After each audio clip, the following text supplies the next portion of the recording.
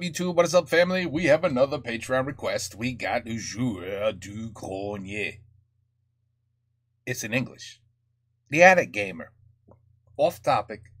Cartoons from the 2000s. Well, let's go. I haven't watched cartoons in long time. Kids are all grown up. No more SpongeBob. No more Looney Tunes. Which are the best ones, by the way. Anyway, let's see. Let's see what he's talking about.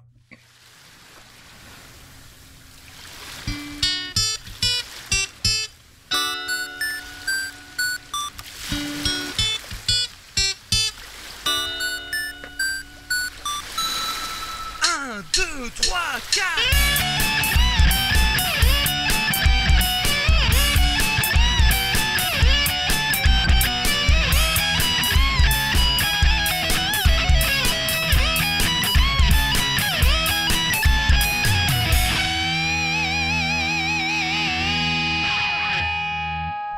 Allez. Salut à tous, nouvel hors-sujet, j'ai 36 ans, je suis né en 1982, je suis donc techniquement un enfant des années 90 au sens où j'ai davantage grandi dans les années 90 que dans les années 80. J'ai connu l'explosion des mangas en France, de leur arrivée jusqu'à leur popularisation par le Club Dorothée et leur quasi-disparition de la télé à la fin des années 90. Oui, parce que je fais un aparté, mais si vous n'êtes pas de ma génération, vous pouvez pas vous rendre compte à quel point les animés japonais c'était omniprésent dans les années 90. I never got interested in Japanese animation. Je ne sais pas pourquoi. Il y avait des mangas partout, le Club Dorothée c'était 80% d'animés japonais et ça a duré jusqu'au gros mouvement anti-manga de la fin des années 90 porté par la presse française et certains politiques qui jugeaient qu'il y avait trop d'œuvres japonaises, que les mangas c'était violent et abrutissant, ce qui aboutira à leur quasi-disparition des chaînes principales. Alors après la seconde raison c'est parce que AB Productions venait de lancer ABSAT et que TF1 aimait pas trop la concurrence. Bref, en tant qu'enfant des années 90, j'ai aussi vu plein de courants musicaux. Les gens de ma génération ont vu la naissance et la mort des boys band, l'apparition, ou en tout cas l'explosion de la techno, de la dance, du R&B, la naissance, ou du moins en tout cas l'explosion aussi du hip-hop, et on se rend... du R&B, la naissance, ou du moins... Je sais pas si tu sais, mais celui-là, il a des gros problèmes. Gros problèmes. Il est dans la prison, tu sais. Il est dans le... Ouais, il est dans la prison. Mais il est foutu. He's got big problems. En tout cas, l'explosion aussi du hip-hop. Et on se rend pas bien compte, mais dans les années 90, il y a eu plus de courants musicaux majeurs que dans les 20 années qui ont suivi. Ma génération a aussi vu l'apparition des premiers téléphones portables, des premiers smartphones, d'Internet, d'abord limité, puis popularisé avec AOL. Et tout ça est arrivé quand j'étais au lycée. Et évidemment, tout le monde sait que notre génération est bien mieux que celle qui a suivi. 100%. Ah non, c'est vrai, Fred, c'est vrai. Quoi? Ouais, non, c'est vrai. Mais c'est vrai. Oui, c'est vrai. Non, mais je veux dire, objectivement. Bref, tout ce Non, c'est vrai. que je viens de dire, on en a déjà largement parlé dans cette émission, mais je sais ce qu'une partie d'entre vous attend, hein. Vous qui êtes légèrement plus jeunes que nous, qui êtes nés dans la fin des années 90 ou début 2000, qu'on appelle les millennials d'un ton un peu méprisant. Vous qui avez grandi avec des choses formidables, comme la télé-réalité, l'autotune ou le terrorisme. Enfant des années 2000, cette vidéo est pour toi, il est temps de voyager dans le temps et d'aller voir à quoi ressemblait ton enfance. Et les gongs. Maxi compagnie, pays de Candy.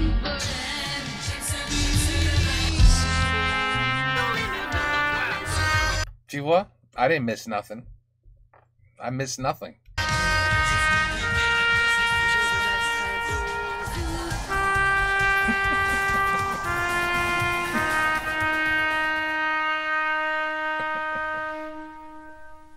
Et voilà, nous sommes au début des années 2000. À cette période, je viens de commencer mes études supérieures. J'ai donc un peu lâché l'affaire avec les dessins animés. C'est pour ça que j'ai pris une alarme qui sonnera à chaque fois que je dirai un truc de vieux con aigri. La fin des années 90 marque un événement majeur dans les émissions jeunesse. C'est la fin de l'époque du Club Dorothée, remplacé à la place par TF Ouais, puis T-Fou plus tard.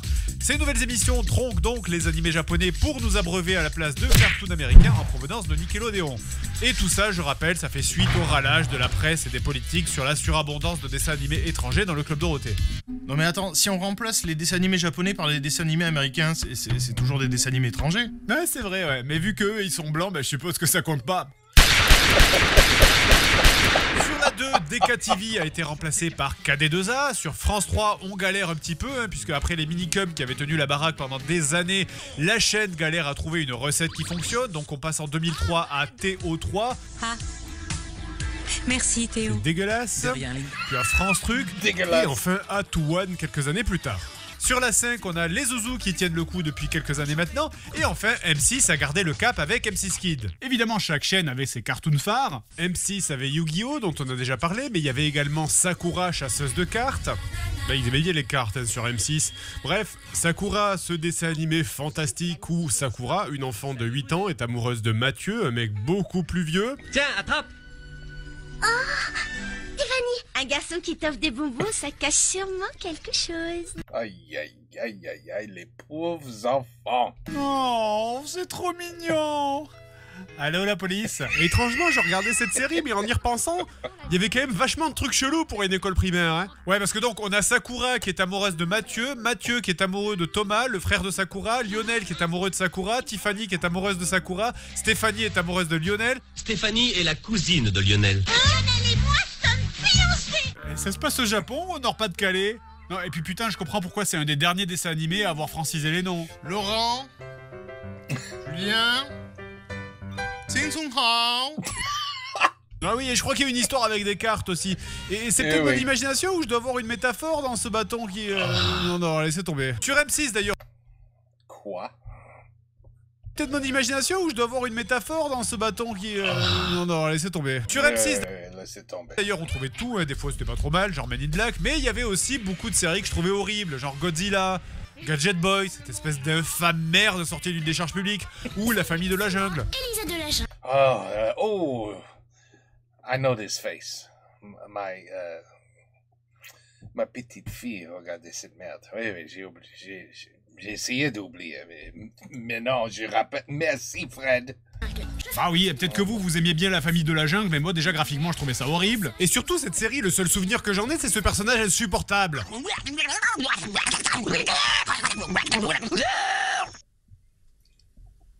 Ok, là j'ai pas forcément pris le meilleur extrait, mais je vous jure que c'est vachement mieux que toute cette japanimation de merde là. Hein.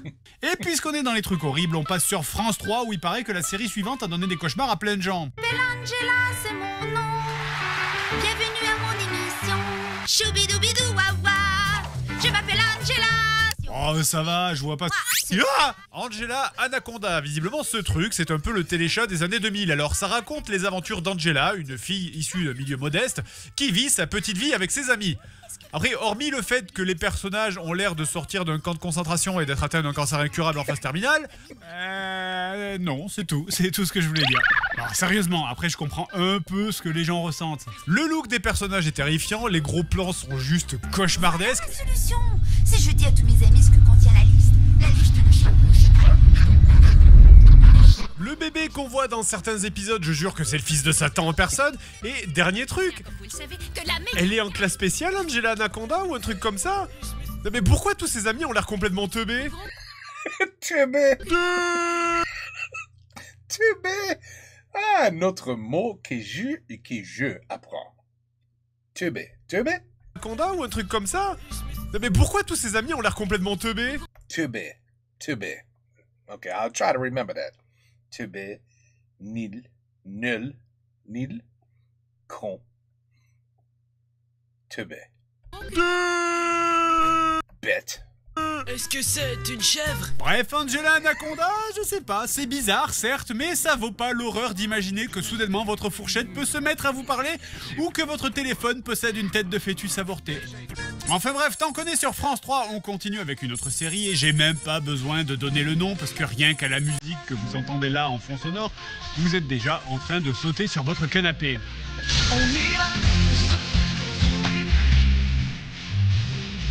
Pas moi.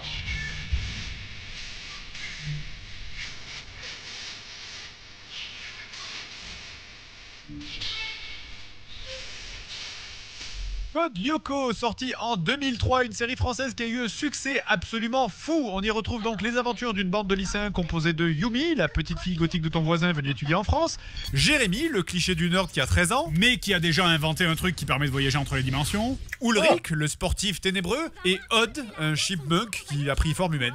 Je viens de débarquer dans le collège et le proviseur m'a collé d'office avec toi. Fais pas cette tête, tu verras, je suis un garçon sympa, hyper cool et génial, c'est The Canon. Ah ouais, c'est du sang, effectivement. Ah oui, et j'ai pas précisé, mais y a pas un problème de morphologie, là?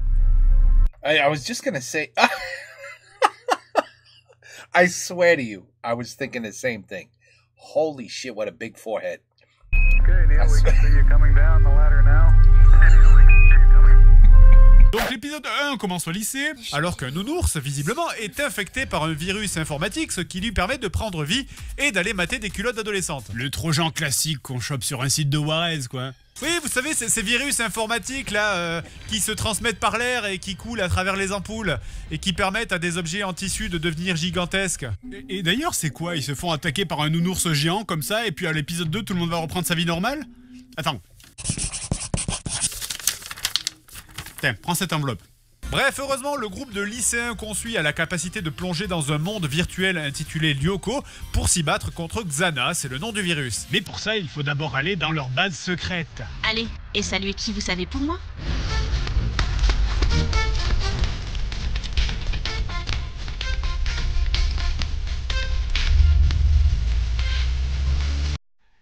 Leur base secrète.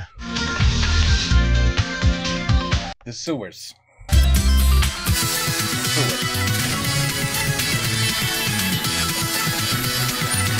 J'ai dit leur base secrète.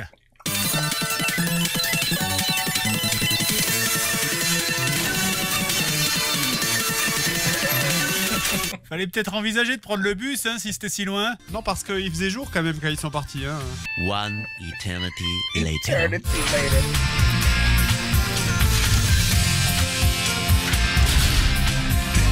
Ouais, heureusement qu'il y a la musique parce que sinon on se ferait chier. Hein. Well, the music's not terrible. C'était pas horrible.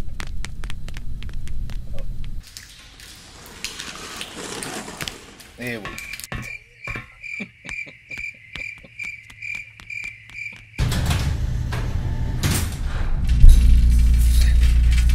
Bref, à l'intérieur du monde virtuel, les graphismes de la série changent. Oh, I know this symbol. Sony joke. Et là, on y a une inspiration clairement très jeux vidéo, Matrix, Tron et compagnie. Donc tout ce petit monde est aidé par Aelita, la cyber waifu du nerd, et donc alors que dehors le nounours détruit la moitié de l'école, dans le monde virtuel, Aelita finit par accéder à la tour contrôlée par Xana et y battre le virus en entrant dans le cœur et en tapant le mot de passe, code Lyoko. Et ça change jamais. Hein. J'ai maté toute la série, c'est toujours le même mot de passe. Et Lyoko, c'est le nom du monde virtuel, donc c'est un peu comme si ton mot de passe pour aller sur Internet, c'était Internet. Maudit canin, il m'a encore battu, mais je les aurai. Dites patron, on pourrait juste changer le mot de passe. Je ne peux pas, je n'ai plus accès à mon adresse email. Au passage, on sent bien l'inspiration japonaise de tout ce cartoon, notamment dans le coup classique des deux héros qui s'aiment mais qui veulent pas se l'avouer pendant 40 saisons. Ça va bien, toi? Ah, mais baiser, putain. Eh oh, c'est des collégiens. Eh, c'est des millénials, ils fument à l'âge de 4 ans. Je l'ai vu à la télé. Bref, il y a aussi le classique recyclage des plats à l'infini, clairement c'est l'écologie. Et dans quelques autres petits détails.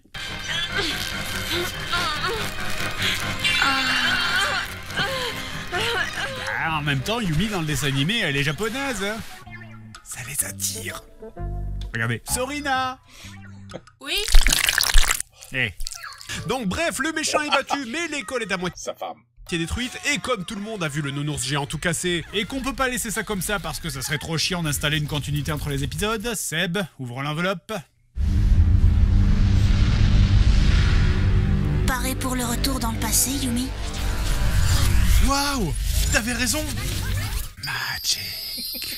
après en réalité tout ça a été expliqué dans l'épisode 0. Qui est en fait l'épisode 66, parce que qui ça intéresse, la logique pendant plus de 60 épisodes. On apprend dans cet épisode spécial les origines de Xana, et on y découvre que le petit nerd a réactivé par accident un ordinateur du futur dans l'usine abandonnée voisine. Mais comment tu peux réactiver un ordi super secret comme ça? Même le Windows familial de ma mère, il y a un mot de passe dessus. J'en ai mis un, c'était 1, 2, 3, 4. Enfin bref, donc il trouve ça par hasard alors qu'il y allait à la base pour J'avais dans l'idée que j'y trouverais à coup sûr tout plein de vieux trucs, de pièces mécaniques, de circuits électriques. Pour voler des fils de cuivre. Et surtout, à quel moment aucun des gamins se dit on va peut-être prévenir des gens compétents et pas faire juste mumuse avec le réacteur nucléaire parce que c'est rigolo. Moi je dis il faut prévenir les autorités illico presto. Oui. Et moi aussi, c'est beaucoup trop dangereux. Oui. Non, je lance juste un programme, en espérant ne pas me tromper. En espérant? Quoi? Et quel programme? Retour vers le passé. Quoi? C'est tout? Attendez, je lance le programme Facilité scénaristique pour écriture feignante. Bref, la série est plutôt pas mal, mais mon gros reproche, c'est que le scénario ne change jamais. Étape 1, vie au lycée. Étape 2, Xana attaque avec à chaque fois un truc plus débile qu'à l'épisode précédent. Genre, ok, j'ai compris que Xana, c'est un virus informatique qui manipule l'électricité, d'accord. Mais là... J'ai commencé à flotter dans les airs. Rupture du champ gravitationnel. Résultat, un état d'apesanteur local et spontané. Tu vois un rapport entre électricité et apesanteur? Les champs magnétiques. Ben oui, c'est obvious. Je comprends tout ça déjà. J'étais à l'école. Les explications du professeur Muller. En termes scientifiques, on appelle ça une grosse connerie. Les explications du professeur Muller. Bref, étape 3, montage où tout le monde se rend au labo. Et après, étape 4, il faut escorter Aelita jusqu'à la tour pour battre le méchant. Ce dessin animé, en fait, c'est 4 saisons basées sur une quête d'escorte. Notre série a super bien marché et tout le monde a aimé. Je propose qu'on soit raisonnable et qu'on arrête là. Non, ça arrive jamais. Il ne faut pas pousser trop loin juste pour faire de l'argent. Eh oui, mais malheureusement, on n'est pas dans le bon univers. Eh oui. Eh oui. Tellement vrai. En général, les trucs qui finissent par évolution, ça finit mal. Bref, Code Lyoko Évolution. Alors c'est pas vraiment le sujet puisqu'on est censé parler de dessin animé, hein. Ce truc est sorti en 2013 en plus, donc c'est pas si vieux. Du coup, je garde ça en réserve pour un prochain hors-sujet. Génial. T'en as d'autres des plans foireux comme ça? J'en connais un qui a beaucoup redoublé. Enfin bref, donc cette série, c'est le classique accident de la saison de trop. Le caractère des personnages a complètement changé. Aelita est devenue dépressive. Les deux acteurs qui jouent Ulrich et William se ressemblent tellement que j'arrête pas de les confondre. Et il a fallu attendre le passage en monde virtuel pour que je réalise que ce gamin, en fait, c'était Odd. Après, il y a des choses qui changent jamais, hein. Si je veux. Mais baiser, putain! Et en plus, vous avez genre 40 ans là, donc ça va. Ah, et surtout, ce jeu d'acteur, par pitié. Je te promets de tout faire pour essayer de comprendre. Et pour moi, vous décidez quoi finalement? C'est vrai que t'as fait une sacrée crasse à Odd. Ouais, exactement. Mais appelez quelqu'un pour leur injecter des émotions. Bref, sur France 3, on avait aussi toutes les séries de Nickelodeon. Oh non, ça c'était chiant aussi. Dexter's Lab, aïe aïe aïe. Ma petite fille encore. Et même mon fils, je crois. Regardez ces crottes. Déon, Dexter ou les Super Nanas par exemple, ainsi que beaucoup de comics le dimanche dans l'émission F3X ou Bunny Tonic avec Ben 10, Teen Titan, X-Men Evolution, Superman, Justice League, la nouvelle série The Batman, etc. Alors je vais sauter par-dessus France 2 parce que KD2A avait quasiment abandonné les dessins animés pour ne se consacrer qu'aux séries live et c'est pas le sujet du jour, et à la place on va aller direct sur TF1. On est à ce moment-là, 1997, le Club Dorothée vient de disparaître après plus de 10 ans à l'antenne et est remplacé tout d'abord par Salut les Toons. Mais la disparition de tous les animés japonais qui ont fait le succès des émissions jeunesse de TF1 forcément se ressent et les audiences sont en chute libre. Heureusement, Pokémon arrive juste à temps en France pour sauver leur miche et remonter leur audience. C'est assez ironique, vous noterez, sachant que tout ce foin à la base ça partait de oulala, les dessins animés japonais c'est de la merde, on n'en veut plus. Bref, et rapidement, une autre série apparaît pour surfer sur le succès de Pokémon, c'est évidemment Digimon. C'est pas. Moi déjà ce qui m'a toujours fait tiquer sur cette série c'est le générique. Je veux dire au début ça commence, c'est genre ultra moderne, voix de robot.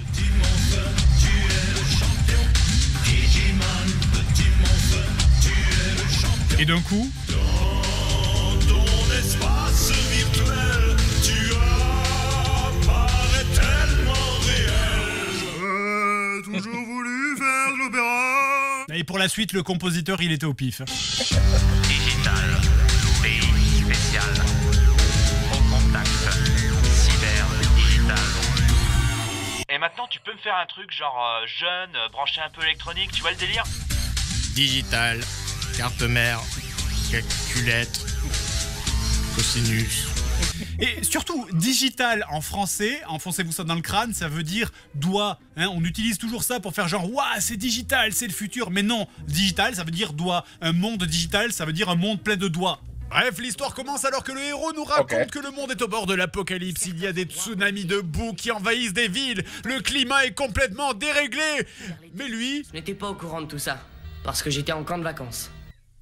Comment tu peux pas être au courant de la fin du monde? C'est quoi ce camp de vacances? Allez les enfants, au programme cet après-midi, c'est cache-cache et après on fera un jeu de piste. Vous êtes sûr qu'il n'y a pas quelque chose que vous devez nous dire? Si, on va s'amuser comme si c'était notre dernier jour sur Terre. Et finalement, donc après avoir introduit beaucoup trop de personnages parmi lesquels on retrouve tous les clichés habituels des mangas, hein, le héros, la garçon manqué, la fille fragile, le gros nerd, le végéta de service, bref, soudainement des météores tombent du ciel et viennent s'écraser sur la petite bande.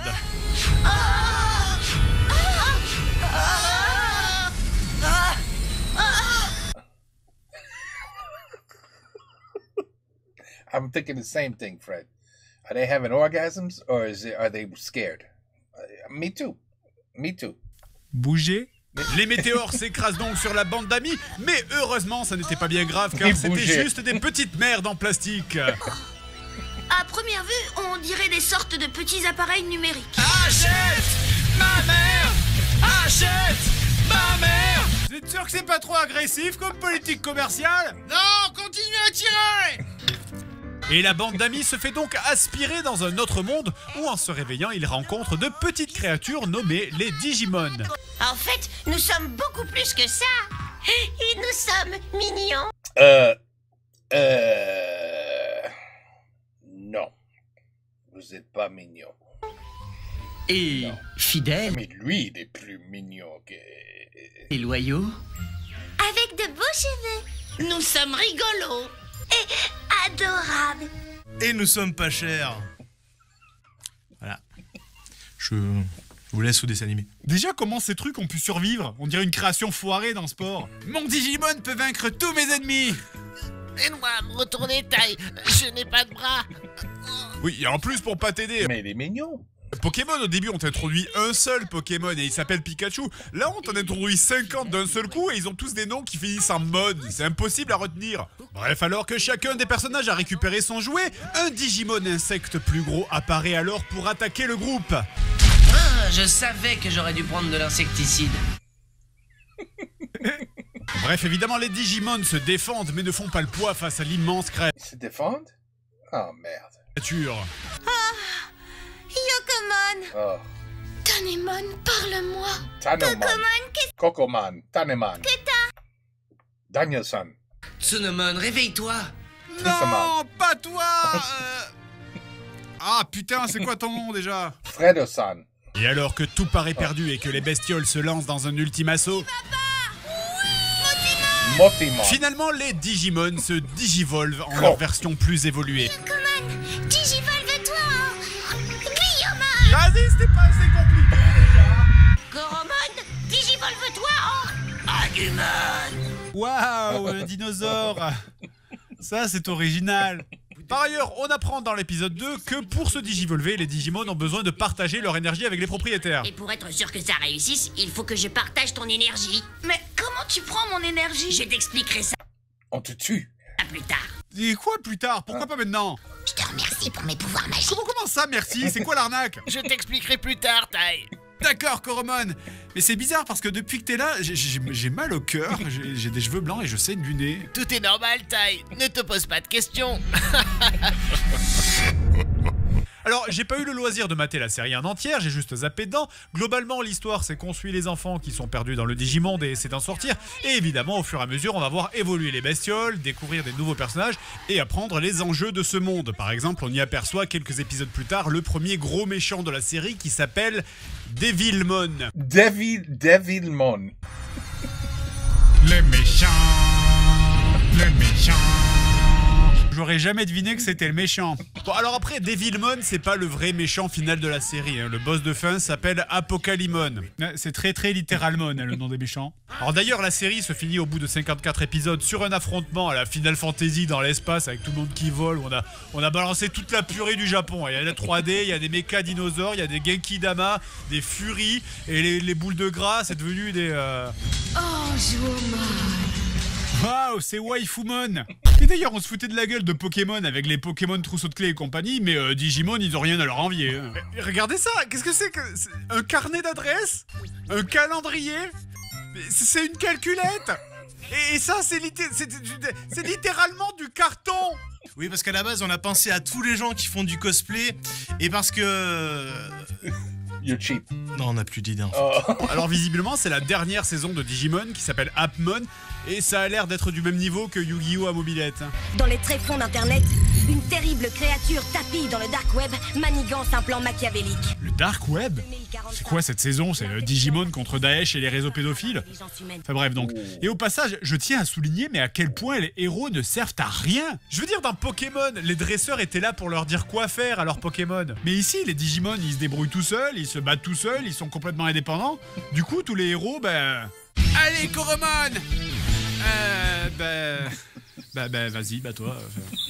Bref, on pourrait continuer à parler de ça pendant des heures. Il y a plein de séries qu'on n'a pas abordées par manque de temps. Je peux pas tout citer et je sais que vous allez tous être en train de me dire « Hé, t'as pas parlé de Dr Globule, de Hey Arnold, de... »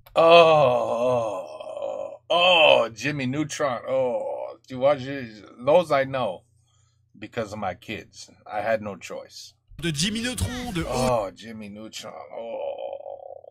Oh. Guy et les cafards, de Martin Mystère ou de Totally Spice qui a donné le fétiche du latex à toute une génération. Les années 2000 étaient riches en contenu, d'autant plus que c'est dans ces années-là que sont aussi apparues les chaînes câblées. Contrairement à nous qui n'avions que 6 chaînes, vous avez eu Cartoon Network, Canal J, Disney Channel, la chaîne Manga, Guli, je sais pas comment on dit, Télétoon, etc. Bref, encore plein d'autres choses dont on parlera dans d'autres épisodes, même si au fond, entre nous, tout le monde sait que les années 90 c'était quand même vachement mieux, Mais tu sais quoi, Fred? The 80s were even better than the 90s. I'm just saying. They were way better. I'm just saying.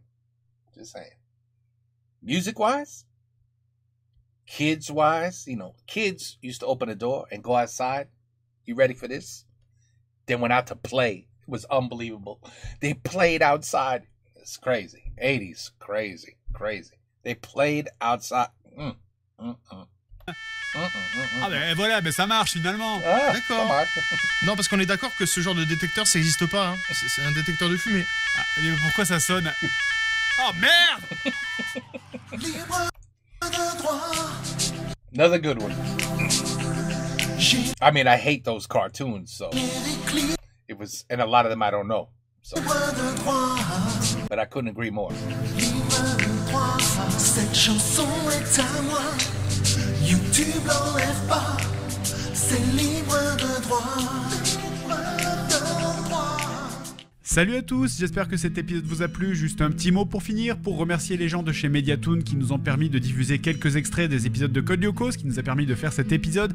Sachez qu'ils ont une chaîne YouTube où vous pourrez retrouver tous les épisodes de Code Lyoko en excellente qualité et le lien est dans la description. Et pareil aussi pour la chaîne Génération Club Dorothée, je mets aussi le lien dans la description. Ils nous ont aussi laissé utiliser quelques-uns des rushs en bonne qualité de leur chaîne YouTube, donc merci à eux deux. Les liens sont dans la description, n'hésitez pas à aller voir si vous avez envie de voir des vieux épisodes du Club Dorothée ou de... Non, I'm good. Code Lyoko, bisous à tous, salut et à la prochaine pour une autre vidéo. Ciao. Ciao, Fred. Fred, je sais pas comment tu fais. Je sais pas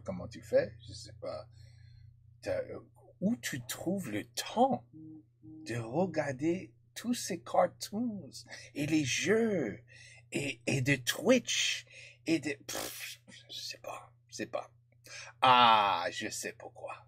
T'as pas d'enfant. T'as pas d'enfant encore. Oh, tu vas voir si ta petite bonne femme, il fait une petite fille ou un petit garçon. Oh, un petit grenier. That would be cool. Anyway, you'll see how your life will change. So, okay, well, it's all right. Enjoy it. Enjoy it now. That's all I gotta say. Enjoy it. Take care. Peace out. À la prochaine et bonsoir.